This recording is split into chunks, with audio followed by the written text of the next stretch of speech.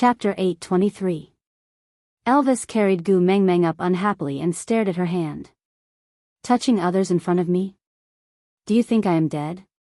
Gu Mengmeng didn't mind Elvis's overbearing way of speaking.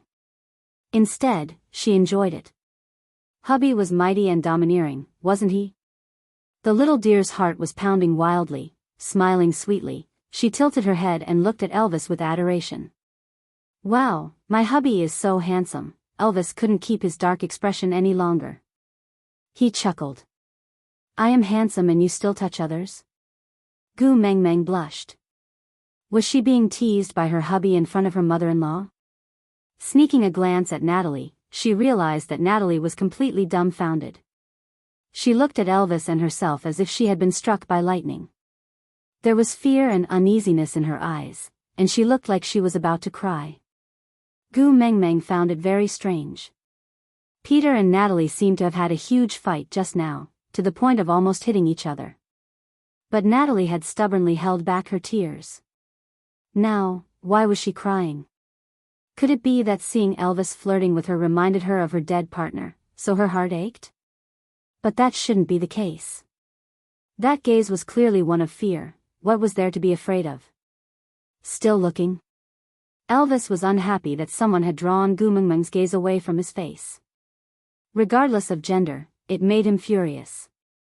Gu Mengmeng felt that if she didn't pacify him, Elvis might explode in anger. She didn't want Elvis to be jealous of some fake and inferior product again. So she cupped Elvis's face with both hands and kissed him. I won't look. My eyes and my heart are all yours. My sweetheart. Even though he knew that she was fooling around again, Elvis still enjoyed the sweetness in his heart. Seeing him smile, Gu Mengmeng knew that she had succeeded in pacifying him. So she struck while the iron was hot. Hubby, I want to tell you something. He knew that she must have a motive for being so unaccountably solicitous.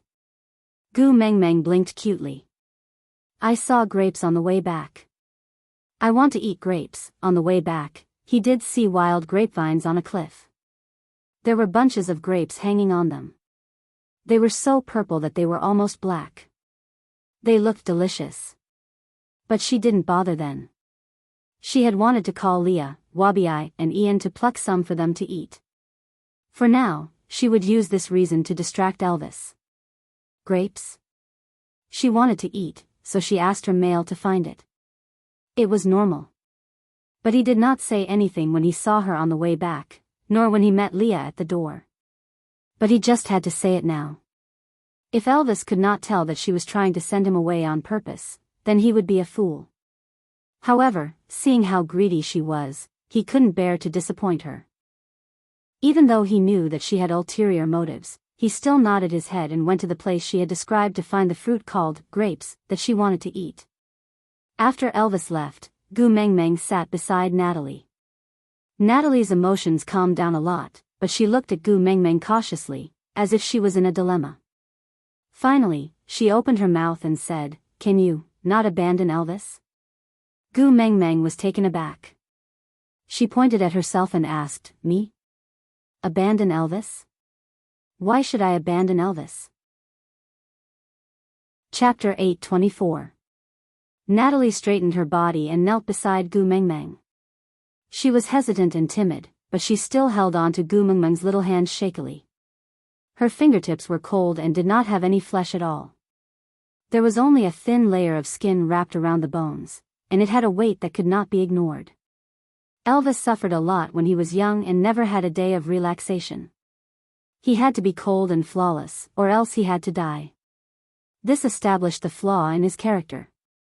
He was not as good as other males at coaxing you with gentle words. But he treated you sincerely, he must be. Moreover, he is already a 5th-level beast. Even if you don't like him, don't abandon him on account of his strong fighting power, alright? Natalie looked up at Gu Mengmeng with a pleading expression. Tears were welling up in her eyes, as if they would fall off in clusters if Gu Mengmeng shook her head slightly. You met him for the first time today after his first month. How do you know that he loves me? Gu Mengmeng asked softly. Natalie was taken aback. She lowered her head and said, Gu Mengmeng said, you don't know, right? You only said that out of a mother's instinct to protect him and not let him get hurt. You don't care whether he loves me or not, right? Actually, Natalie could not completely deny Gu Mengmeng's words, because in her heart, she really thought that way. But this was not the whole story. Natalie was afraid that her words would not help Elvis and instead bring him trouble, so she hurriedly explained, a person's eyes will not lie. No matter how fierce his gaze looks, the gentleness behind it cannot be hidden. His eyes, from the beginning to the end, can only see you, that's all. You are already his entire world. He is just not good at expressing himself. I beg you, give him a chance. Even if you don't dote on him, just don't abandon him. Gu Mengmeng pulled her collar and showed Elvis's mating mark on her collarbone to Natalie. She said, Elvis is my first partner. I love him very much and will never abandon him. What's more, I didn't think he looked at me fiercely. On the contrary, I saw a heavy love in his eyes. He is a man who is willing to risk his life for me. He is worthy of me entrusting my life to him. Natalie was taken aback. She stared at Gu Mengmeng for a long time before her tears finally fell. Choking with sobs, he said, you are the messenger of the beast deity after all. You see things more clearly than me. Gu Mengmeng released her collar and hugged her legs. She pressed her face against her knees and tilted her head to look at Natalie. So it's not like you don't know anything. Natalie smiled bitterly, as if she had opened up her heart for the first time. I've been locked up here for 17 years. In these 17 years, I've seen too many females captured by stray beasts being treated. The bloody reality is laid out in front of me. If I still can't see his care and protection for me, then I'm not only stupid, but also blind. Chapter 8:25. I often think that if I had begged him to take me away when I was pregnant, my children would not have died. If I had stayed by his side obediently on the first day he caught me, without making a fuss or running away, maybe my partners would not have died. If I had not cut off a piece of my own skin so decisively after he forced me to mate with him, without even giving him a chance to explain before mating with him and turning him into a stray beast, maybe I would still be living peacefully in the tribe, with a strong and loving partner, and adorable children. If I could have overcome the fear in my heart at the start and listened to his confession patiently, maybe he would not have been forced to mate with me that way. If there really is an if, all this could not have happened. It's all my fault, it's all my fault. Gu Mengmeng held on to Natalie's wrist and said, loving you is not an excuse to hurt you. None of this is your fault. Natalie looked up, her tears trapped in her eyes. Wasn't it her fault? How could it not be her fault? Gu Mengmeng knew the struggle in Natalie's heart. This was the self-denial of one's own helplessness towards reality. Unable to change the world, you had no way to complain about the unfairness of the heavens, so you could only search for the reason internally, constantly thinking, it's all my fault, it's all my fault, it must be because I am not good enough, that's why it happened. Gu Mengmeng held on to Natalie's shoulders and looked into her eyes, saying, the past has already happened, we can't change it. There are no ifs in this world, everyone has to pay the price for the decisions they make now. It's meaningless to live in the past, you have to focus on the present and the future. Natalie's face was blank, she could not understand what Gu Mengmeng was saying, but she felt something in her heart collapse. Gu Mengmeng continued, he has the right to like you, but that was his own decision, so he should bear the consequences himself. We can't be responsible for everyone who likes us, we can only be responsible for ourselves.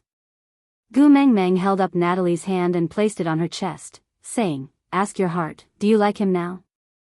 Of course Natalie knew who Gu Mengmeng was talking about.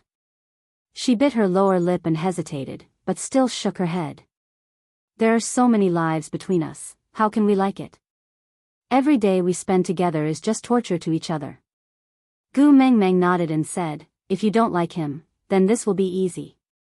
Natalie looked up at Gu Mengmeng in confusion. Gu Mengmeng continued, I'll bring you back to Saint Nazaire with me. Natalie was taken aback and instinctively avoided Gu Mengmeng's eyes. But Qishuan's antidote, Gu Mengmeng shrugged her shoulders nonchalantly and said, it doesn't matter, I will save my own son myself. At most, I'll gather the 5 treasures and ask Cole for the antidote. I'm sure Cole won't dare to trick me." Natalie pursed her lips and didn't say anything. She didn't shake her head or nod. She seemed to be deep in thought. Gu Mengmeng did not rush her and just said, "You also know that I have the power of a beast king. If you are afraid that he will come to Saint Nazir to pester you, I can actually go out and kill him now. It's just a matter of time to catch my breath, once and for all." As Gu Mengmeng said that, she wanted to stand up, but Natalie grabbed her wrist. "Aside from the topic, it's time to promote the correct values again. My babies, you must remember. Forcing girls to have sex with you for any reason is unforgivable. Don't believe him when he says he loves you. If he really loves you, he won't bear to hurt you like this." This was the only thing that could not be forgiven. Chapter 826. Gu Mengmeng looked down at Natalie without saying a word. She just looked at her quietly, as if waiting for her to speak first. Natalie carefully released her hand and bit her lower lip. In a voice even softer than a mosquito's buzz, she said, "He is Elvis's beast father after all." Gu Mengmeng chuckled. This shyness was really in a woman's nature. She liked him, and couldn't bear to part with him. Why did she have to find so many excuses? But she didn't expose him. She just said mildly, "For Elvis's sake, I can spare his life. But for my son, Elvis will kill him personally. So, handing over the antidote to me honestly is the wisest move." Natalie nodded and promised, "I will definitely make him hand over the antidote." "Definitely." Gu Mengmeng didn't say anything else.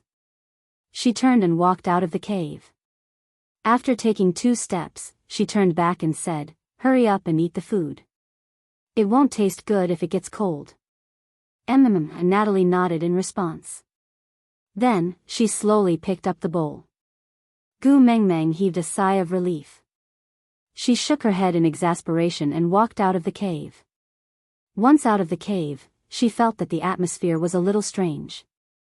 Elvis and Leah were standing at one side, facing off against Peter. The tension between them was rather strong, and they looked as if they wanted to tear each other apart. But when he saw Gu Mengmeng come out, he immediately retracted his murderous aura, as if nothing had happened. Gu Mengmeng was puzzled, but didn't probe further in front of Peter. Gu Mengmeng would never question her own males in front of others and embarrass them to prove how much they cared about her. Such a foolish act was not something Gu Mengmeng would do. In front of others, she would give Elvis and Leah enough face. No matter what doubts or dissatisfactions she had, she would wait until they reached home and there were no outsiders before asking. So, Gu Mengmeng walked towards Elvis and said to Peter, "She has already eaten the food I sent in. As long as she is willing to eat, her body will slowly recover." Peter couldn't hide the joy on his face. Today was the happiest day he had been in the past 6 months. He truly felt that Natalie had given up on abandoning him. She wanted to live for him. Even though she only wanted the antidote that he couldn't take out, he let her quarrel with him, listened to her vicious curses and threats, and watched her tremble in anger as she threw things at him. This embarrassing and unbearable scene actually made him feel a trace of sweetness in his heart. As long as she was willing to live well and continue to stay by his side, it would be fine. If torturing him would make her happy, then so be it. What was this little beating and scolding? As long as she didn't abandon him, it was fine. Gu Mengmeng hesitated for a moment before stopping. She looked at Peter and said, "I told her just now that I can bring her back to Saint Nazir, but she rejected me." Peter was taken aback. He abruptly looked up at Gu Mengmeng. His eyes were in a daze, as if he couldn't react in time. Gu Mengmeng continued, "I also said, if she is afraid of you pestering her, I can kill you first to prevent any future troubles. But she stopped me. She didn't want him to die." This news struck Peter's heart violently, as if someone was holding a drumstick and beating it harshly on his chest. Chapter 827. But now, Gu Mengmeng had the ability and was willing to kill him for her. She was even bringing her far away to give her freedom. Why did she reject her? Just to stay behind and torture him? Or was it because after 17 years of companionship, she had also developed a little reluctance to part with him? This thought made Peter's brain feel like it had been bombed by an atomic bomb. There was only a vast expanse of white smoke in his brain, and he even forgot how to breathe. Gu Mengmeng had no time to watch the love and hate drama between her in-laws. She just leaned into Elvis's arms and allowed Elvis and Leah to carry her back to the cave they were temporarily staying in. This was the territory of the stray beasts. Strictly speaking, Wabi-Ai was a stray beast now. But he was a little special. In his heart, Ellie was just a tool to break through the boundaries. He had never loved or valued her at all. So from a certain perspective, Wabi-Ai was a stray beast from the start, so to Wabi-Ai, life here was not much different from that in the Snake King Valley. Besides Gu Mengmeng, no one else dared to provoke him. So he was happy to be free and rarely clung to Gu Mengmeng. He would only appear when she needed a thug. Most of the time, he would find a comfortable place to nest in and occasionally watch the stray beasts fight. When he was in a good mood, he would reward the winner, such as eating him. Ian was not as powerful as Wabi-Ai, but he could fly. Who could be his match in the sky? The two of them were quite self-sufficient and lived a carefree life. It also gave Gu Mengmeng's family of three enough private space to do some indescribable things. For example, Gu Mengmeng pulled a piece of beast skin over to block the entrance of the cave. Then, she leaned against the bed and looked down at her two males, smiling without saying a word. Leo waved his tail and climbed to the side of Gu Mengmeng's legs seductively. He placed his hands on both sides of Gu Mengmeng's body, looking like he was sleeping on the bed. He licked the tip of his tongue lightly and asked in an ambiguous and low voice, "Is the queen going to pamper us when she smiles like this?" "Mm." Gu Mengmeng watched as Leah moved in a flirtatious manner like a cat. He was clearly in human form, but he was crawling towards her on his knees. His large furry tail swayed to and fro with the rhythm of his crawling, forcefully creating the impression that he was wearing a special sexy lingerie. He used this ambiguous and suggestive tone to create a languid atmosphere. Squinting her eyes, Gu Mengmeng suppressed her heartbeat and pulled the corners of her lips. She poked Lee's brows with one finger and said, "Seems like the matter you want to hide from me this time is very serious. You even resorted to seduction, hmm?" Leah did not deny it. He bit his lower lip and put on a flirtatious and seductive look. "So, you want to punish me?" "Master," the last two words were said right beside Gu Mengmeng's ear. His warm breath carried the character's immersion into her heart. Master-servant play? Again with this kind of trick? Gu Mengmeng pushed Lee's shoulders away. If she did not push him away, Gu Mengmeng's heart would jump out. This fellow always had a way to challenge her shameless limits. But Gu Mengmeng was not immune to his methods. Clearing her throat, Gu Mengmeng turned her face to the side. "You guys are not willing to say. Do you want me to ask Peter?" Chapter 828.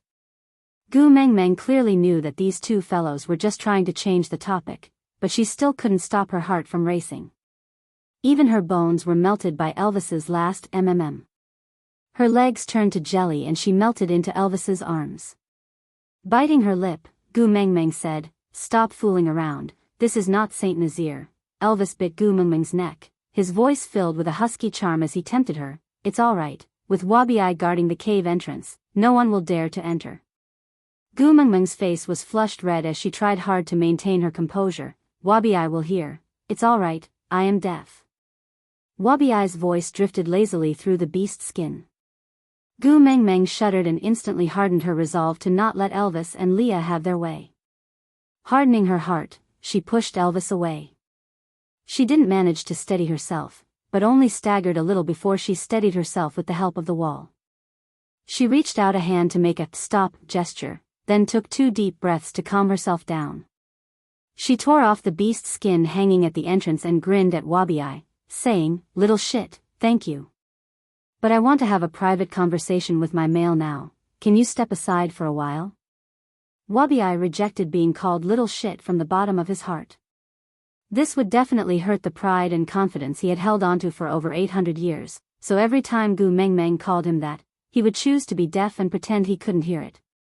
Narrowing his eyes, he looked at Gu Mengmeng and said, "Go ahead, I am deaf anyway." Gu Mengmeng gritted her teeth and turned to reveal the mark on the back of her neck, before sighing, "Snake ah snake, if you were here, he would definitely not dare to bully me like this." Wabiai's temples throbbed at Gu Mengmeng's words. He felt that if he didn't leave, he would be letting Snake down. Without saying a word, Wabiai shifted his body lazily and wandered away. After Wabiai left, Gu Mengmeng released a small amount of beast pressure to scare away all the stray beasts that had been stirred up by Li's fox's seductive fragrance. She then casually threw the beast's skin in her hand and dusted her hands, turning to look at Elvis and Leah, saying, "You two, continue hiding it if you want to. I won't ask any more." Elvis and Leah exchanged glances, seemingly surprised. Unfortunately, before he could heave a sigh of relief, he heard Gu Mengmeng continue, "From today onwards, both of you will stay outside the cave. Don't talk to me and don't prepare food for me. I want to be independent and live alone." Elvis and Leah frowned in unison. Elvis took a step forward and scooped her into his arms without any explanation.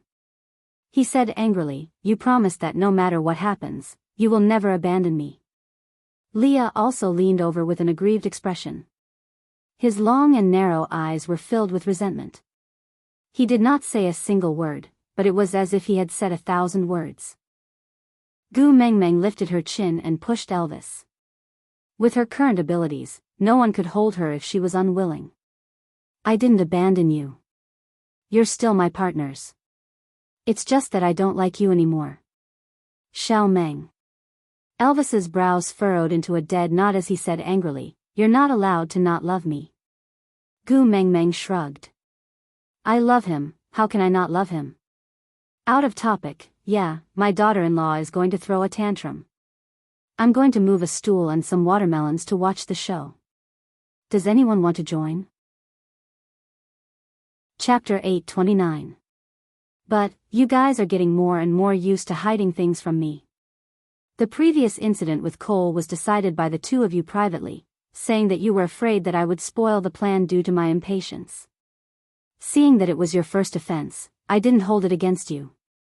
But this time, you guys are doing the same thing again, hiding something from me even though you guys clearly have something going on. Gu Mengmeng's tone was very calm, as if she was just stating the facts. But this attitude made Elvis and Leah at a loss of what to do. If she threw a tantrum and threw a tantrum, they would still have 100 ways to coax her.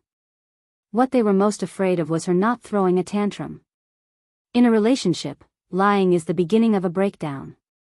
You guys will slowly start to have secrets that I don't know, and I will become more and more paranoid. The cycle will repeat until either I break down or you guys break down. The final outcome will always be death. Since that's the case, why don't we cut our losses in time? From now on, I will learn to live independently and not rely on you guys for everything. I'll learn how to ignore your unspeakable secrets and live my own life. Xiao Meng. Elvis growled. When Gu Mengmeng hardened her heart, why would she be afraid of Elvis's expression? Not giving him a chance to interrupt, she continued, "But don't worry, just because I still love you guys now, I won't be so heartless to turn you guys into stray beasts. I will always keep the mark on my body, and you guys will still be my partners in name." Elvis held Gu Mengmeng's waist tightly once again, refusing to let go despite Gu Mengmeng pushing him. He frowned and said, "If you don't want me, you might as well kill me." Elvis looked down at Gu Mengmeng's hand that was pushing against his chest. He used a lot of strength, but with Gu Mengmeng's current abilities, it was not impossible for her to push him away. But to push him away, she had to use enough strength to break at least 2 of his ribs. That pair of fair little hands were hammering and pushing against his chest, but she could not bear to do so. "You obviously can't bear to leave me, right?" The corners of his lips curled up slightly, his smile carrying a hint of mischief. His blue eyes were filled with mirth as he lowered his head and kissed Gu Mengmeng's lips. He allowed her to bite him, allowed her to behave atrociously, but he could not stop her from escaping. The kiss lasted for a long time until Gu Mengmeng finally stopped throwing a tantrum or resisting. Elvis then slowly released her and used his thumb to wipe his lips. He lowered his head to look at the 2 drops of saliva on his thumb and chuckled. You bit me for half a day, but there is not even a scratch on my skin. You still don't want to admit that your heart aches for me? Yeah, I just can't bear to hurt you guys, so you guys can bully me? Gu Mengmeng glared at them, feeling a little angry. Elvis's heart ached for her aggrieved look and he said helplessly, how could we bear to bully you? It's just that there are some things that will upset you. We will solve them. You just have to be happy. Gu Mengmeng hung her head and said, you're still unwilling to tell me even at this stage. Elvis's heart tightened. He looked at Leah and finally surrendered, don't be angry, I'll tell you all right? Gu Mengmeng looked up at Elvis and asked, do you think I'm throwing a tantrum just because I want to know about this? Elvis was taken aback, as if he did not understand what Gu Mengmeng meant. Gu Mengmeng sighed and shook her head. Forget it, I don't want to know anymore. You guys go out, I want to rest. Aside from the topic, most of the time, a girl throwing a tantrum was not because of the matter itself, but because of the other half's attitude. Unfortunately, most of the time, boys would never understand. Chapter 8:30. Elvis and Leah looked at each other. She was the one who made a big fuss and insisted on knowing. Now that they told her, she said she didn't want to know. Moreover, didn't they already agree to tell her? Why did she still have to chase them out? Gu Mengmeng looked at the 2 males who stood rooted to the ground. She waved her hands and said, if you guys aren't leaving, then I'll leave. I'll sleep outside tonight. Xiao Meng. Elvis pulled her back and locked her in his arms. Don't be angry, Leah and I will listen to you. Today, we will guard you at the entrance. Be a good girl and sleep in the cave, all right? Gu Mengmeng's face turned red. Gu Mengmeng flung Elvis away and gestured a please gesture to chase them away. Elvis and Leah knew that Gu Mengmeng was really angry. They didn't want to make her even angrier. Hence, the 2 partners who were so famous in the beast world stood pitifully at the entrance of the cave. To be able to see Gu Mengmeng through the entrance, the 2 of them didn't avoid the sun. They let the afternoon sun burn their bodies as they guarded the entrance without moving an inch. Gu Mengmeng was really heartless. She turned her head and sprawled on the bed to take an afternoon nap. She only showed Elvis and Leah her back view.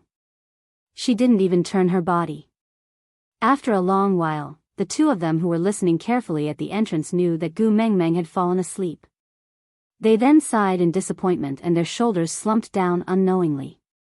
The last time you chased me out of the cave was after you returned from the beauty pageant in Sauter. You found out that I created opportunities for you during winter. And that time, you didn't stay angry for so long. Elvis looked at Gu Mengmeng's back view and felt a little tormented. He was already used to her nestling in his arms when she slept. The way she slept in a daze always made his heart soften. If he wasn't around, would she fall onto the ground the moment she turned over? She was used to hugging his tail when she slept. Now that her arms were empty, would she not be able to sleep well? Leah smiled bitterly and said, yeah, I was envious when I saw you being chased out. At least you had the right to be chased out. But I was forbidden from getting close to you and refused to interact with you. I didn't even have the chance to beg for mercy. Elvis smiled helplessly and said, yeah, so you got what you wanted? Does it feel good to be kicked out? Leah smacked his lips, as if savoring it seriously.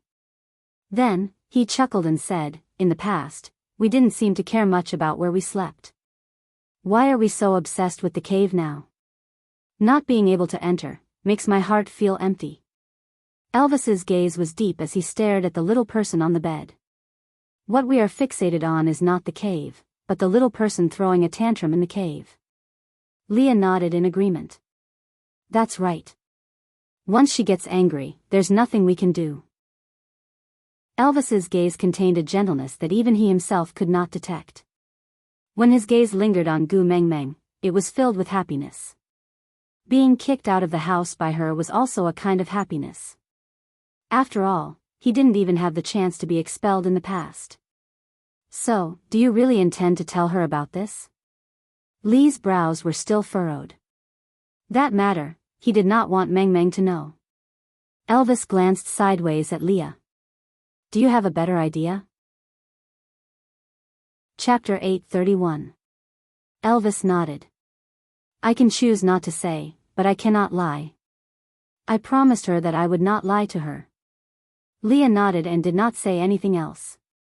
He just turned to the side to start cooking. Elvis stood at the same spot and continued to stare at Gu Meng Meng silently. That petite body had such a strong attraction that nothing in this world could compare to her in his eyes. Sighing, Elvis shook his head in exasperation. Just like that, she stood at the top of the tree. When Gu Meng Meng stood up and stretched lazily, it was just a gentle action, but it instantly affected the emotions of the two people standing at the door. Gu Meng Meng, I cooked potato and meat paste. Can I bring it in for you to try? Leah leaned against the door and asked with a fawning expression. Gu Meng Meng ignored him as if she could not hear him. Leah was not dejected and continued as if he did not notice Gu Meng Meng ignoring him. Natalie's body is weak, so this is definitely suitable for her to eat. How about I accompany you to bring it over and you can eat with her there? Gu Meng Meng remained silent. Leah looked at Elvis. Elvis sighed and his gaze deepened. Something might have happened in Sauder. This sentence stunned Gu Meng Meng. She looked up into Elvis's eyes and pursed her thin lips tightly without saying a word. Elvis took a deep breath and continued. I always knew that the stray beasts had such a standard because they had the support of a mighty figure. But I only found out today that this mighty figure is Cole. Gu Meng Meng was stunned. The stray beast's backer was Cole? If even Elvis knew about it, it meant that it was not a recent incident. But wasn't Cole the previous leader of Sauder? The leader of the Messengers tribe was the backer of the stray beasts? Was this a plot of collusion between officials and bandits? Elvis could not bear to see Gu Meng Meng frown and did not want her to spend too much time pondering over Cole. Hence, he continued. The stray beasts' attacks on tribes may seem random, but it is not. They attacked tribes that were against Cole or had obstructed him in certain matters. They can be considered as Cole's secret force that helps him settle some shady matters. Gu Meng Meng frowned. She recalled that Cole had brought Qixian somewhere after the dry season, and that he had not appeared for such a long time. Thinking back, the last time she saw him, he seemed to have asked her if the water source was ready and said that Sauder did not lack water. But later on, Gu Meng Meng dug her own well and did not take Cole's words to heart. But now that he thought about it, Elvis first mentioned that something might have happened to Sauder, then he mentioned that Cole was supporting the stray beasts behind the scenes. Elvis let out a long sigh and looked at Gu Meng Meng with a determined gaze, as if he was telling her, "Don't be afraid, I'm here." Peter said that at the beginning of the dry season, Cole came back with a little wolf cub. He felt that the little wolf cub looked similar to me, and Cole seemed to treat him very well. He even said, "I can't let my precious son lack water." After that, he brought all the stray beasts of 4th level and above away, leaving only Peter to guard the camp. Gu Meng Meng took a deep breath. She did not need to guess to know that the wolf pup Cole was carrying was Qixian. Sauder does not lack water. Chapter 8:32. Sauder only had Barit and Oakley guarding it. Even if the two of them worked together, they would not be Cole's match, not to mention that Cole had brought along stray beasts of 4th level and above. If Cole used Qixian to threaten them, perhaps Barit and Oakley could only let him do whatever he wanted. Gu Meng Meng clenched her teeth and stood up to walk out. When she passed by Elvis, Elvis grabbed her arm and hugged her. Gu Meng Meng struggled a little, but Elvis hugged her even tighter. He said in a hoarse voice, "Don't move, let me hug you for a while, just a while." Gu Meng Meng was stuck to Elvis's words. She had only taken an afternoon nap, but Gu Meng Meng felt as if she had been away from them for a long time. Elvis's deep and reserved voice resonated from his chest to Gu Meng Meng's ears. "You are clearly right in front of me, but I still miss you so much. What should I do? I feel like I am sick." Gu Meng Meng's heart softened, but her expression did not soften. She said coldly, "If you are sick, let Leah treat you." Elvis hooked Gu Meng Meng's little face and stared into her eyes. He can treat external injuries but mental illnesses, medicine is ineffective. Gu Mengmeng turned her head and pulled her face back. If you have a mental illness, find someone who understands you to treat it. I think Leah is just the right person. Both of you are so close and have no secrets. You can open your hearts and have a chat. Just treat it as a psychological consultation. Maybe you will recover after the chat. Elvis carried Gu Mengmeng up. Gu Mengmeng instinctively wrapped her arms around his neck. She wanted to retract her arms when she met his smiling eyes. But how could Elvis let her? A large hand held the back of her head and he kissed her on the lips. They lingered for a long time and were filled with love. But, only you are my medicine. You can treat my illness and take my life. Gu Mengmeng's heart was clenched. Her entire chest was trembling in response. On the other hand, Elvis had already stood at the entrance of the cave to reflect on himself for an entire afternoon.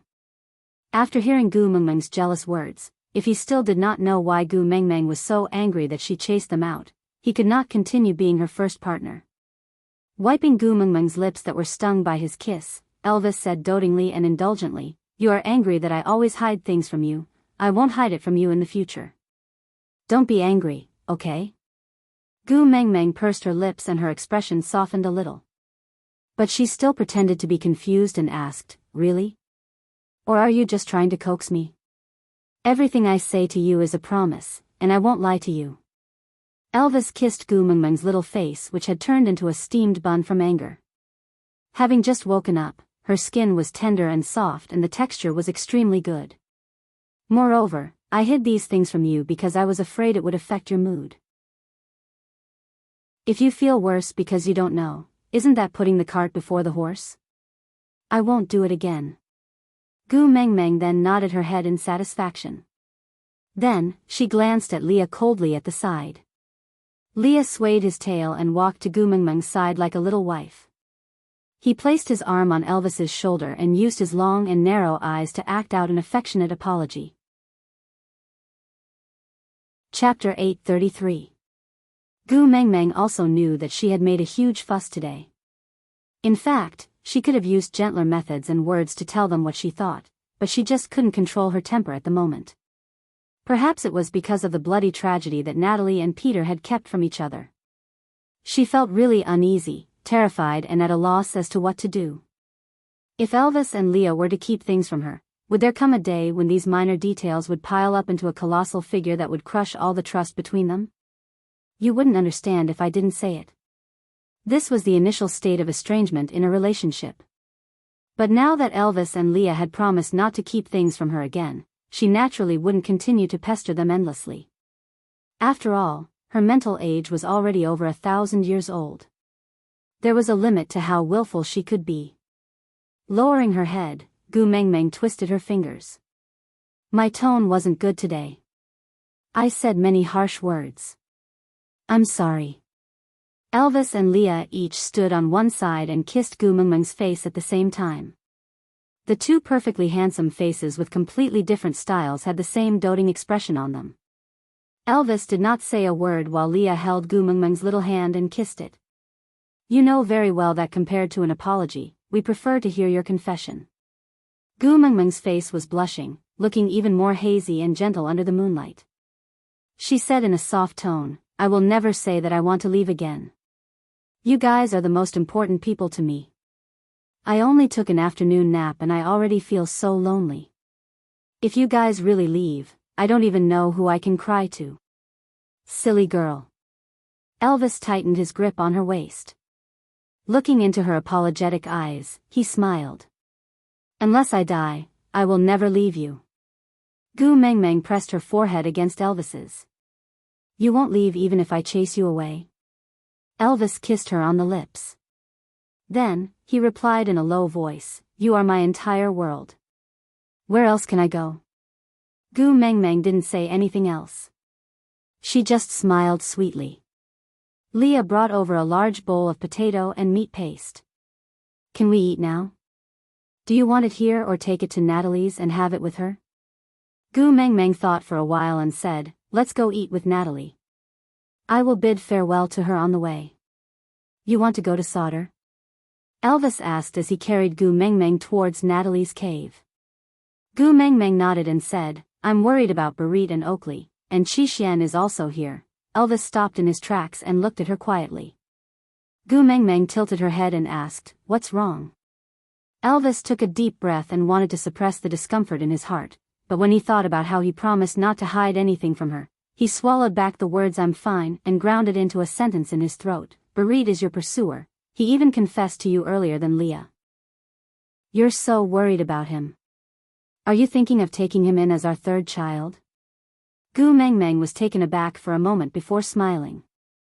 Instead of answering, she asked, Then I also mentioned Oakley. Are we going to accept him as the fourth in our family? Chapter 834.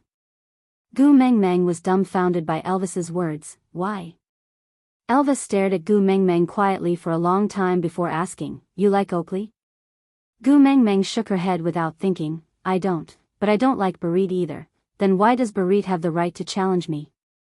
Elvis said, He went up to the platform of the deity's punishment for you and offered to become your stored food without knowing that you are the messenger of the beast deity. You praised him more than once, and you even kissed him before. Gu Mengmeng could admit to the first few things, but what did he mean by kissing him before? Why did Gu Mengmeng have no impression of it at all? When did I kiss him before? Elvis's gaze deepened. You did, because you kissed him, so he miraculously came back to life. On the platform of the deity's punishment, Leah saw it too. Gu Mengmeng turned to look at Leah, only to see him nodding his head unwillingly with a conflicted expression. The way he looked at Gu Mengmeng was not right. Gu Mengmeng recalled carefully and remembered that there was indeed such a thing. At that time, Barit had fainted due to dehydration. Actually, he could have recovered by feeding him some water, but Gu Mengmeng tried a few times to no avail. In the end, she had no choice but to use her mouth to feed Barit water, and she only fed him one mouthful before being brought away by Elvis. Gu Mengmeng face-bombed, sweating, That was not a kiss, I was just saving him. If I didn't feed him some water, he would have been captured by Leah to be skinned and made into a specimen. How scary. Leah, who had been silent all this while, said faintly, If you don't like him, what does his life or death have to do with you? This sour feeling, Gu Mengmeng did not dare to dwell on the past with these two anymore. In their eyes, as long as Gu Mengmeng looked at someone, that person would definitely be their love rival. Even for Cole, just because Gu Mengmeng mentioned his name frequently, the two of them had already imagined all sorts of love-hate plots. As a result, Gu Mengmeng didn't even dare to scold Cole in front of them in the later stages. I really want to go to Sauter because I am worried, but it's not because I like Barit. It's because he, Oakley and the rest of the snow foxes are now my tribesmen and I have to be responsible for their lives. You can't ignore them when you know they're in danger. Elvis heaved a sigh of relief and did not refute Gu Mengmeng. He did not want to force Gu Mengmeng to admit that she liked males other than him and Leah, so he had been anticipating Gu Mengmeng's rebuttal from the start. Now that she had refuted him, he naturally would not pursue the matter any further. What should he do if she doesn't refute him? They continued walking towards Natalie's side. When they were about to reach the entrance of the cave, Elvis opened his mouth and said, Xiao Meng, if there comes a day when you really have your eyes on a male, you must tell me in advance so that I can be mentally prepared. Just as Gu Mengmeng was about to say that she would not bring any more men into the house, Leah spoke first. Yes, you must tell me in advance, so that I can silence him before the rice is cooked. Gu Mengmeng was taken aback for a moment before she broke into a smile. She patted Li's shoulder and said, It's really a dangerous thing to be liked by me. No? Leah raised his eyebrows and asked. Chapter 835. Elvis and Leah both laughed. Gu Mengmeng's words had two meanings. Firstly, it was a promise. In the beast world, the difference in levels was absolute. Elvis was 5th level, Leah was 4th level and unmated males were at most 3rd level. How could they talk about protecting themselves in the hands of Elvis and Leah, who had been through hundreds of battles? Their chances of escaping were not high, so how could they talk about challenging? This meant that there would not be any new members in the family. Secondly, it was a spur. She was indirectly telling them that she did not wish to see them get hurt. They had to become even stronger and protect themselves no matter what. Only then would they have the right to stand by her side and be her males. I will always listen to Xiao Meng. Elvis kissed Gu Mengmeng's temple. Leah bit Gu Mengmeng's left ear and rubbed it intimately. As you wish. After a while, Elvis and Leah continued to accompany Gu Mengmeng to Natalie's cave. But when they were about to reach, the three of them stopped in their tracks with a serious expression. Yes, the beast world did not have the concept of chastity, but Gu Mengmeng did. I happened to bump into my in-laws eating fish while delivering food. It was so awkward at the cave entrance. Should I turn around and leave? Or should I turn around and leave? It's urgent, I'm waiting online. Gu Mengmeng jumped down from Elvis's arms and took 2 steps back with a blushing face. She asked Leah to divide a portion of the food into a stone bowl and let Elvis place it at the cave entrance. Elvis did as he was told with a black face. Then, he carried Gu Mengmeng back to the cave where they were temporarily staying. Gu Mengmeng had slept a lot in the afternoon and was in high spirits now. She could not fall asleep no matter what, so after dinner, she dragged Elvis and Leah to discuss the rescue mission at Sauter. When she first heard the news, Gu Mengmeng wanted to rush over immediately. But after calming down, she felt that it was not appropriate to rush over now. Elvis and Leah also felt the same way. The dry season had just started and Cole had already brought his men over. No matter what he wanted to do, he would have already succeeded by now. It was not the best time for them to rush over now. Even though Gu Mengmeng was the main fighting force, with Qi Xian in Cole's hands, there was a limit to what she could do. And if she was not careful, she might even be threatened by Cole, causing her teammates to be tied up and be controlled by him. Besides, the stray beasts led by Peter were under Cole's orders. Without Cole's permission, Peter would never have told them this news. Leah boiled water for her to bathe. Although the small lake here was almost dried up, she had not bathed for 2 to 3 days and her body was extremely uncomfortable. Although it was not to the extent of being unbearable, how could Elvis and Leah allow her to suffer? Who cared if other people could drink it or not? All they wanted was for their female to have a comfortable bath. If anyone was dissatisfied, they could try to snatch the bath water from their hands. Chapter 836.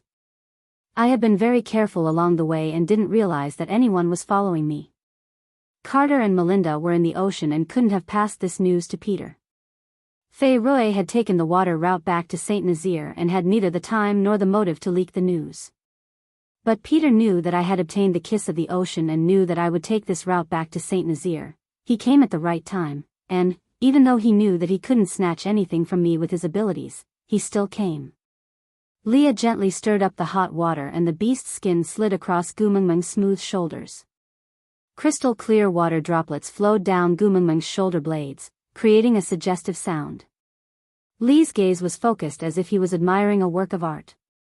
The words that came out of his mouth also seemed to be a professional evaluation of this work of art. It was soothing but convincing. I'm afraid this was all part of Cole's plan from the start. Gu Mengmeng nodded and opened her mouth to catch a grape that Elvis handed over. Oh, so sweet, Gu Mengmeng sighed in satisfaction. Previously, she had found an excuse to send Elvis away so that she could speak to Natalie alone. She didn't expect Elvis to really pluck the grapes and Gu Mengmeng was addicted to them the moment she tasted them. Although she didn't request Elvis to pluck them again, but, was there a need to say such things?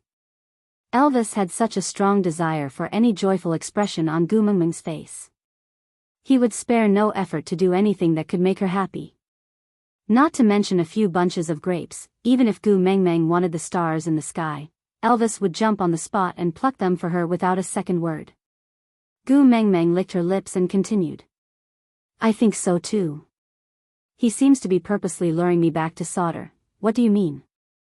Elvis plucked another grape and fed it to Gu Mengmeng. Gu Mengmeng opened her mouth to receive it and the sweet juice filled her mouth. Her teeth were filled with the sweet juice and this sweetness directly brought her a sense of bliss. Gu Mengmeng narrowed her eyes in satisfaction and swallowed the grape.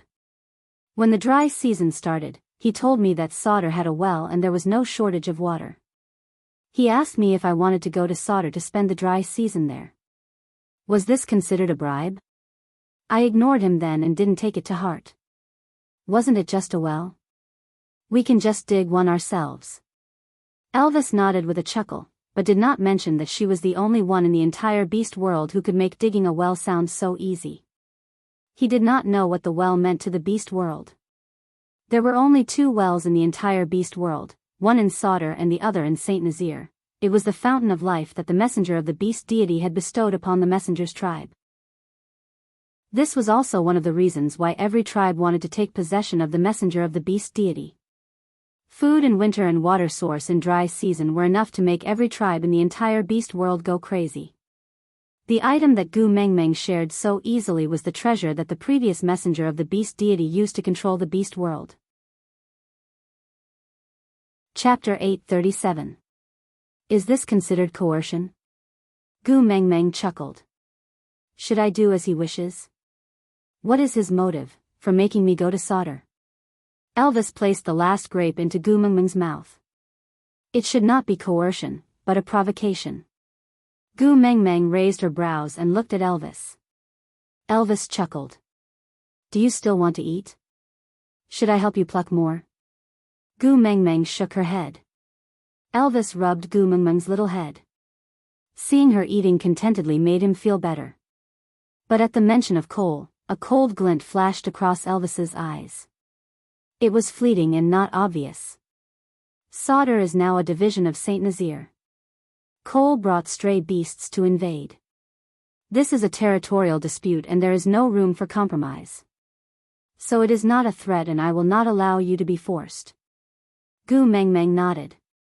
She was impressed by Elvis's strong stance on the left. My hubby is so manly. This imaginary special effect had been floating around Gu Mengmeng like a 3D experience. Elvis enjoyed Gu Mengmeng's adoring gaze very much.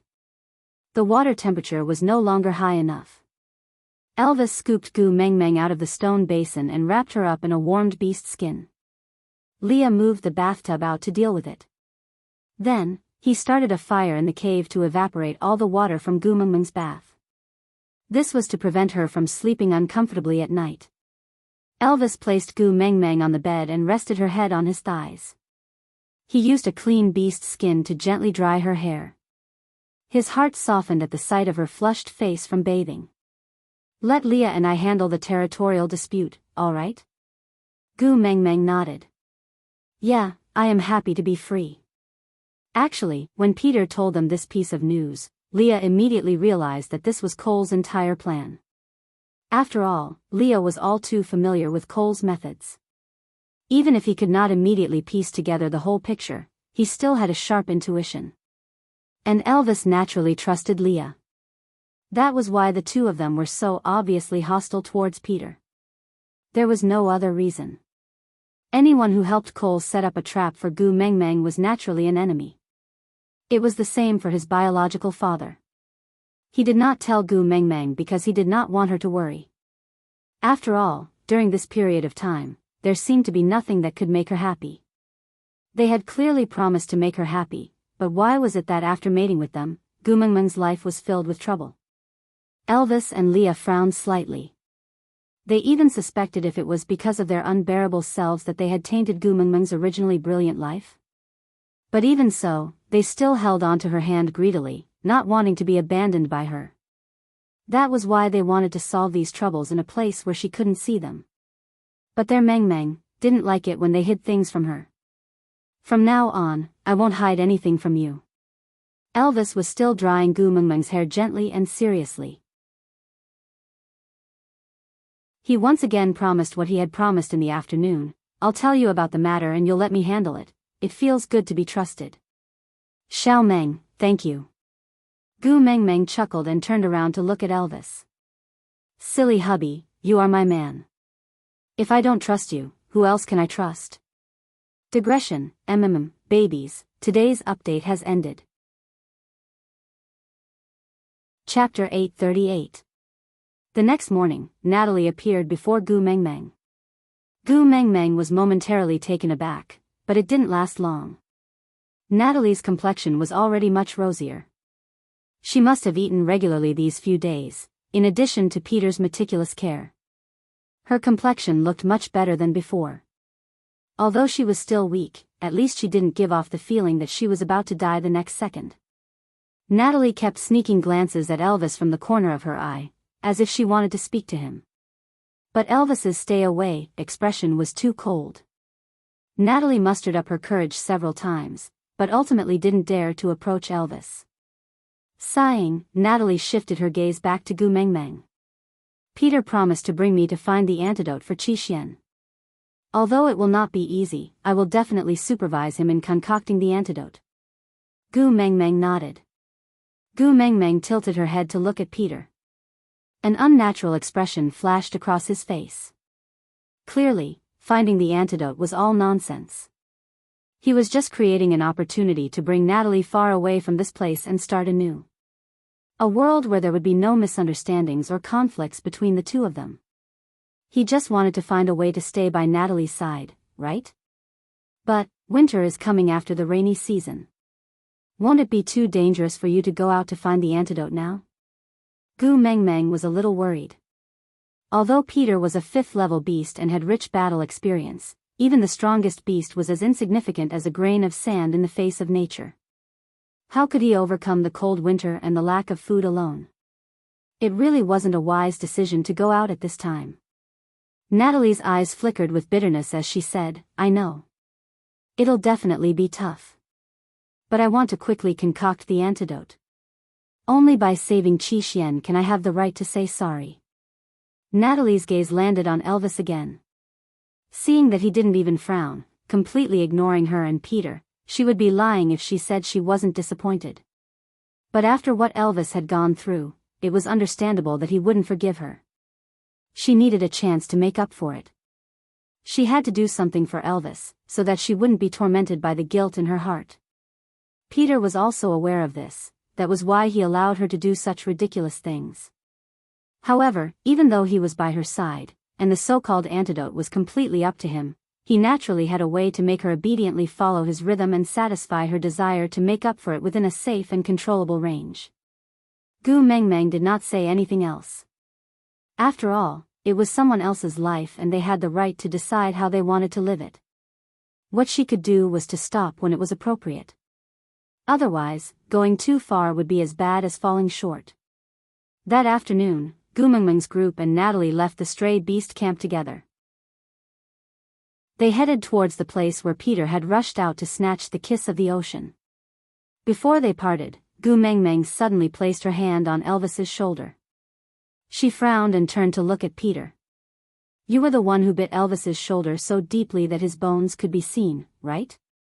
Peter froze and instinctively turned to look at Natalie. As expected, he met a pair of angry eyes. Chapter 839. Natalie's eyes reddened and tears welled up in her eyes. Her heartache fell on Elvis's shoulder. Even though there were no teeth marks left, it was as if Natalie could see Elvis being bitten until his flesh was a bloody mess. Clenching her fists, Natalie turned and ran off. Peter glared at Gu Mengmeng, but she just shrugged. "She will run off if I don't chase after her now." Peter shook his fist fiercely, then ran after Natalie without looking back. Gu Mengmeng crossed her arms as she watched Peter explain and Natalie throw a tantrum. Only when the two of them had completely disappeared from sight did Gu Mengmeng lean into Elvis's arms. "Let's go back to Saint Nazaire." Elvis didn't say a word. He just carried Gu Mengmeng steadily toward Saint Nazaire. Leah reached out to poke Gu Mengmeng's little face. "Why are you smiling like that?" Gu Mengmeng had been trying to hold in her laughter. But after being exposed by Leah, she couldn't hold it in any longer. Shaking her shoulders, she laughed. "I guess I am the first person in history to matchmake my own in-laws. I should be able to secure the title of a filial daughter-in-law, right?" Leah raised his brows. "I don't understand. Are you trying to matchmake them or break them up?" Gu Mengmeng leaned against Elvis's shoulder and chuckled. In this world, there is probably no one who is more sincere to Natalie than Peter. Peter is the best candidate to ensure that Natalie receives the best care. But he bullied my hubby so much in the past. If I let him live too comfortably, I will not be happy. Elvis lowered his head and kissed Gu Mengmeng's little head. So, are you taking revenge for me? Gu Mengmeng nodded and admitted it openly. The corners of Elvis's lips curled up. His gaze was always gentle when he met her eyes. Raising his brows, he said, based on my character, this level of revenge is too gentle. But, because you are the one who did it, I feel very blessed. Yeah, just take it that I have already taken my revenge. I will not pursue the past. Actually, Gu Mengmeng didn't mean that. She did not do anything cruel to Dell, not because she expected Elvis to forgive her. After all, he had gone overboard and was too cruel in the past. In Gu Mengmeng's heart, it would not be wrong to kill Peter 100 times over. But she did not do so because she did not want to overstep her boundaries. She wanted to leave the final decision to Elvis. No matter how he wanted to take revenge, she would stand by his side unconditionally and support his decision. And the little prank she was playing now was at most creating some trouble for Peter, taking it as interest. However, if Elvis was willing to give up on revenge because of the sweetness she brought him, it would be the best scenario for her. She did not care what happened to Peter. She cared about Elvis. Forgiving Peter was actually letting Elvis off. The heart was only so big. If it was used to store hatred, then where was the love? As for Elvis, his hatred towards Dell had long faded to the point that he could no longer recall it. As a male, especially after having Gu Mengmeng, Elvis could understand Peter's craziness more and more. Chapter 840. If a word of forgiveness could make Gu Mengmeng feel at ease, then he would forgive her. Whether it was Peter, Natalie, or anyone else, as long as Gu Mengmeng wanted him to forgive her, then he would forgive her.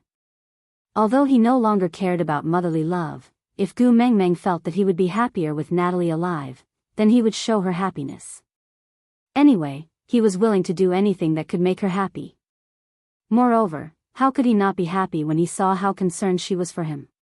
The journey is very boring. Do you want to chat with the beast deity? Elvis suggested. Gu Mengmeng shook her head. I want to accompany all of you.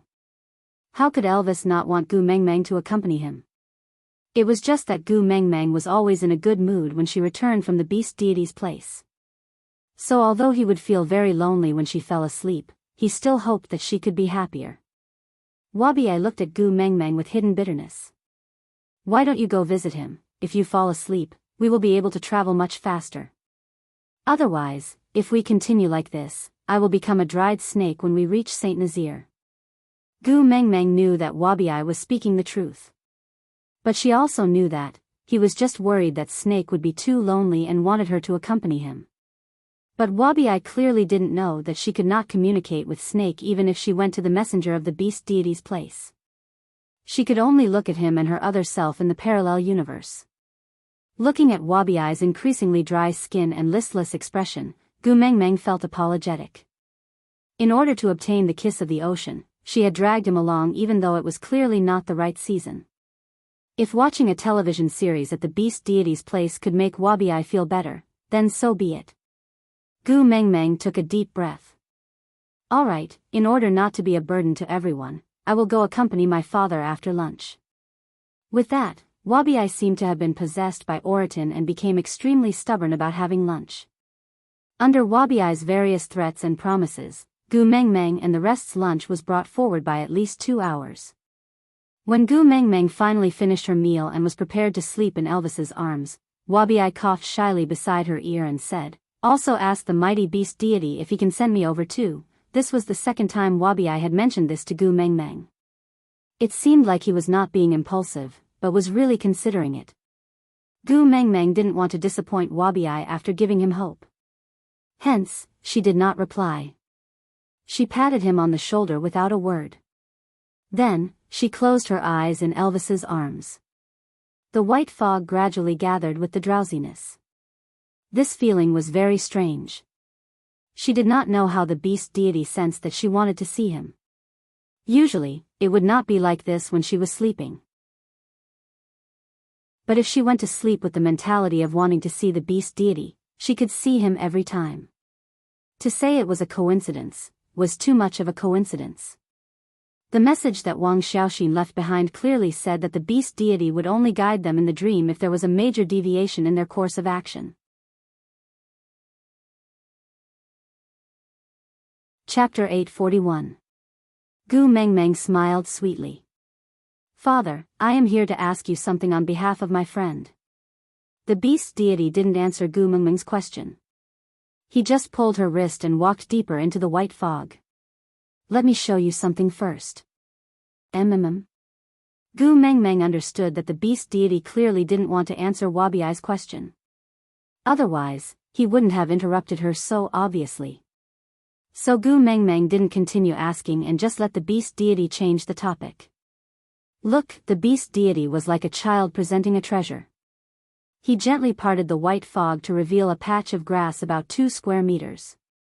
It was a very small area, but it looked so precious in the fog. There was a 2-seater bench on the small grassy ground.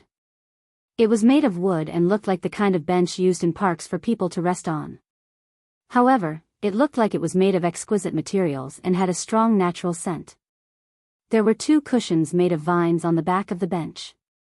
Even though it was just a small area, Gu Mengmeng could smell the refreshing fragrance of the grass and her entire mood brightened up. The beast deity looked at Gu Mengmeng's reaction and smiled in satisfaction. Your contributions to the beast world will be reflected here. And everything here will become your strength.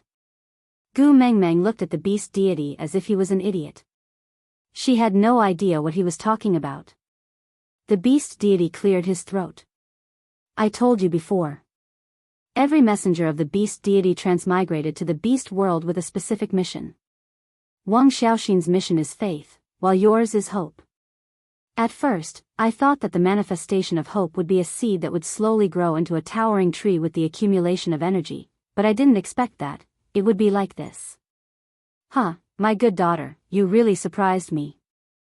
Yes, no matter how lush a tree is, how can it be compared to a grassland? If you want to talk about hope, it would be a boundless grassland filled with vitality. Gu Mengmeng held her forehead. She pointed at the patch of grass that was less than 2 square meters. So how did this thing come out? What did I do to get this thing? You brought hope to others, so you gained energy. The beast deity smiled amiably, looking as if he was saying our children are so promising. Gu Mengmeng could not bear to look at that baffling sense of accomplishment and pride. A person who could only be called brother at most was looking at you like a father looking at his daughter. How *King strange. Hope. Gu Mengmeng lowered her head and tried her best not to look at the beast deity's face that could never be put together. She thought quietly. The last time he was here, this thing didn't exist. Between the last time and this time, only 2 things had happened. The mermaid clan and the giant fish clan had merged to form the new Bridges clan. Natalie and Peter had reunited. The second matter could only be considered as a private matter.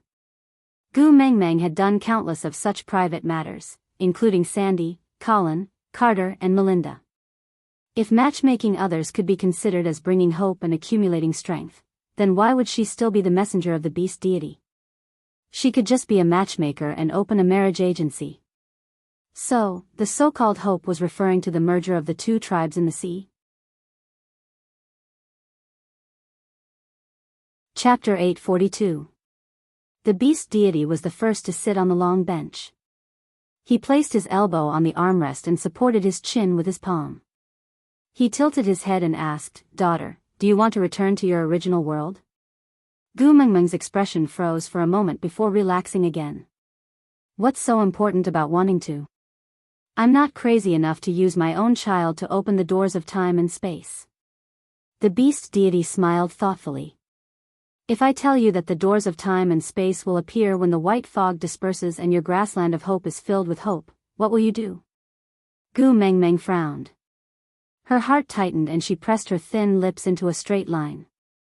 She looked at the beast deity with a guarded gaze.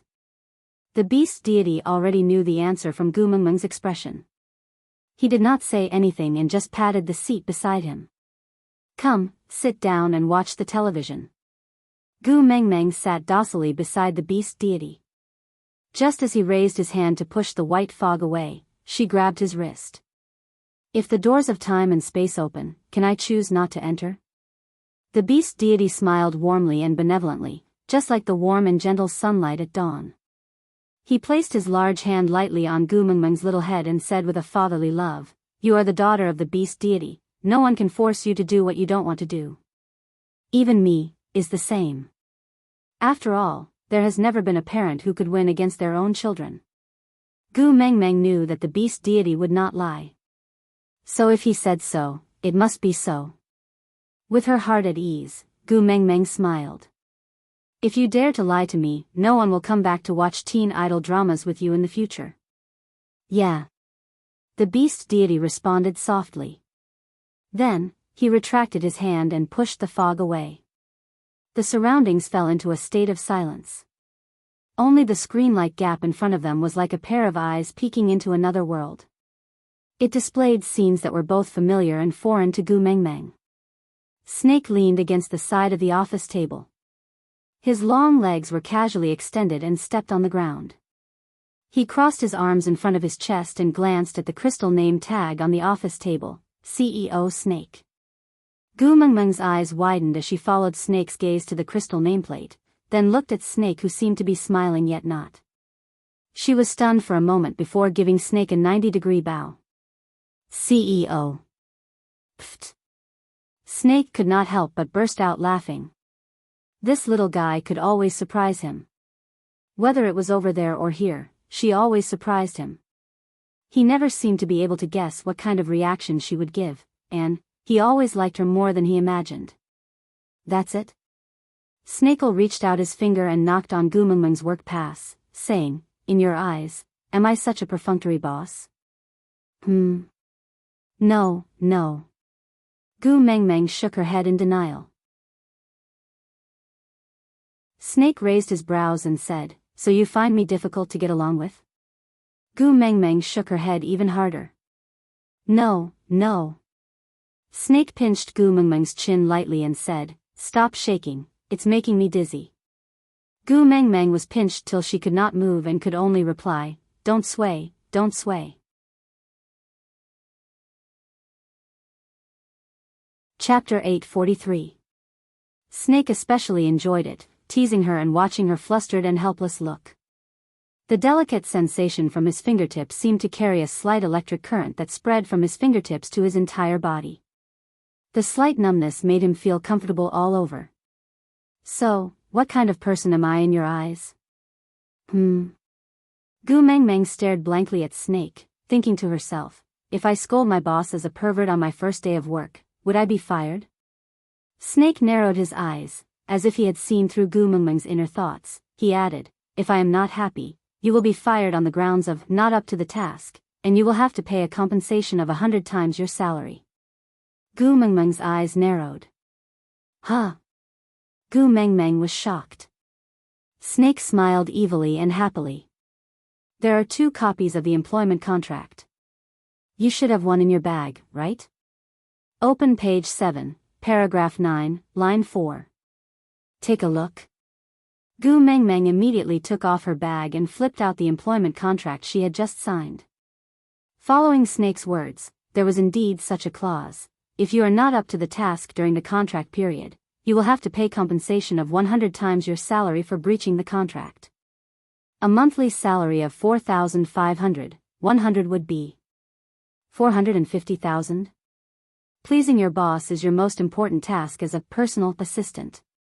Snake reminded her in a very friendly manner. Of course, if he did not emphasize on the word personal, this sentence would seem to be filled with kindness.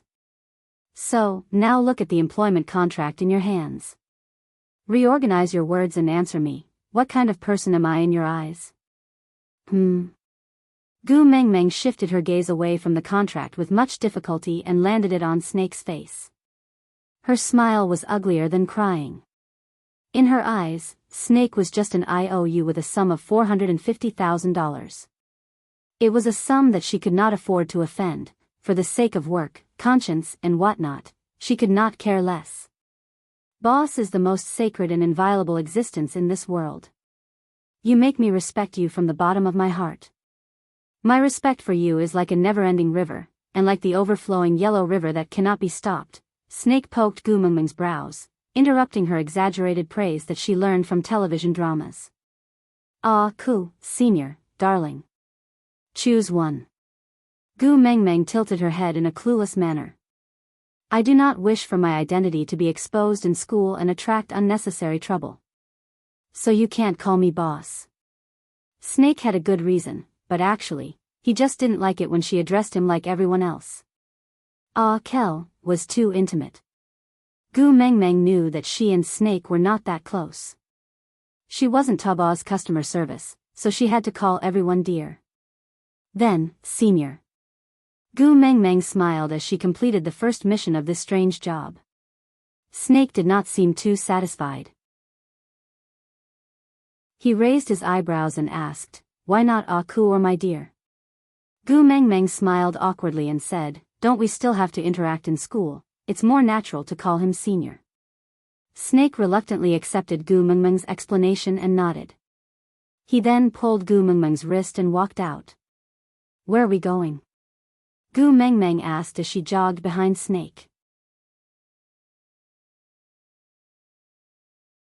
Chapter 844. The so-called dormitory was a small villa with 3 floors. It was located between the school and Monsieur. Gu Mengmeng stood at the entrance of the villa with a dazed expression. What's wrong? Snake stood at the entrance and used his body to block the door. With one hand in his pocket, he turned back to look at Gu Mengmeng, who was not coming in. Gu Mengmeng snapped out of her trance and said, I have worked many jobs and stayed in many employee dormitories, but none of them looked like this. I went to primary school, don't lie to me. Snake chuckled. Of course he knew which jobs she had worked and which employee dormitories she had stayed in. He even knew when her roommate, 7th Auntie's cat, had been sterilized. So? Snake asked softly. Gu Mengmeng shook her head and took a step back. This is definitely not the employee dormitory. I'm not going in. Gu Mengmeng's guarded look made Snake frown.